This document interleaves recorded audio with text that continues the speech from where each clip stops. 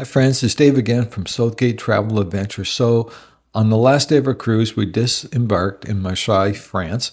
It was raining. It was kind of a crappy cold day. So we had to take the shuttle bus from the port up into the town to the train station. Ultimately, we were going to go up to Charles de Gaulle Airport and go into Paris for one more day before we flew home on the second day.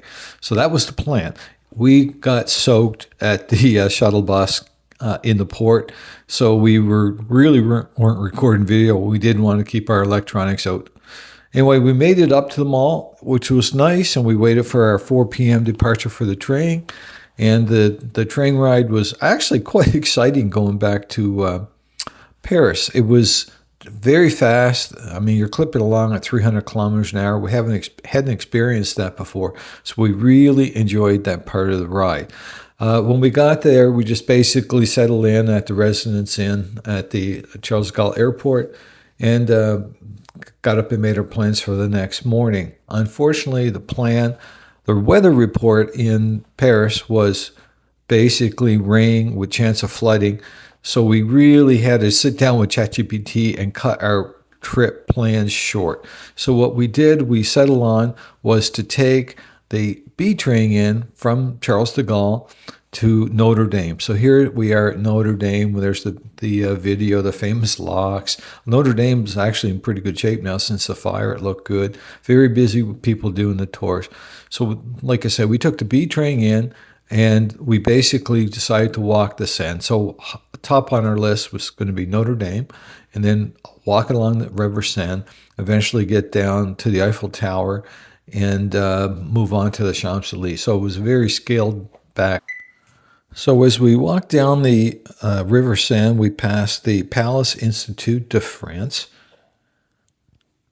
You see here, it was still overcast. We were expecting rain. There was Frida and I by the Seine, bundled up. It was getting chilly. And then we passed the Louvre Palace. The last time we were in France, actually, the robbery occurred here. It was back in October. And Frida had a broken arm. We were just leaving France at this point. And as we were driving into France, we heard about the heist. So it's kind of a coincidence. We were back within months after that. So we continue our walk down the Seine, just past the Louvre here. Again, overcast, kind of rainy, kind of misty morning. We knew our time was going to be short. The forecast was for rain at about 2 p.m. and it was going to be heavy rain. So we knew our time was limited. So at this point, we were headed towards the Eiffel Tower. And again, we passed another Palace. Bourbon is the National Assembly of France. And then we passed the Grand Palace here with the golden statues. Another shot of the Grand Palace. And finally moving on towards the Eiffel Tower again. We decided that we would actually stop at the American Library. Frida had done a book in her book club, and she was anxious to go in there, which was on the way to the palace. So here she is there. These are shared with her book club already. We'll enjoy that. So we left there, moved on. We were just around the corner from the Eiffel Tower. You can't really see it at this point because there's still big trees around there, but the Eiffel Tower is just around the corner from here. And here's the Eiffel Tower. It's hard to get these in a horizontal picture. You have to go vertical. I'll park just across the street from the Eiffel Tower.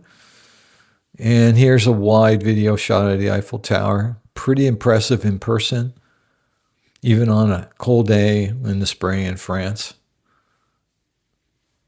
Pretty impressive sight.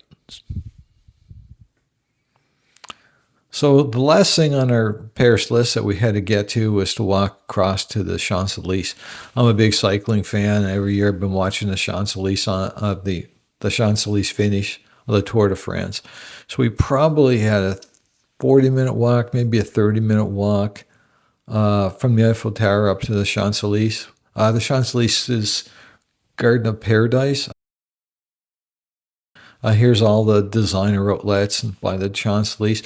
You really can't tell. There's no signage, no anything really referring to the Tour de France, but here I am in front of the gates where the Tour de France settled in. So anyway, we hope you enjoyed the video. We certainly enjoyed the trip and sharing it with you. Remember to like, subscribe, and have a great day. Thanks for watching. Oh, and here we are on our way back to Halifax.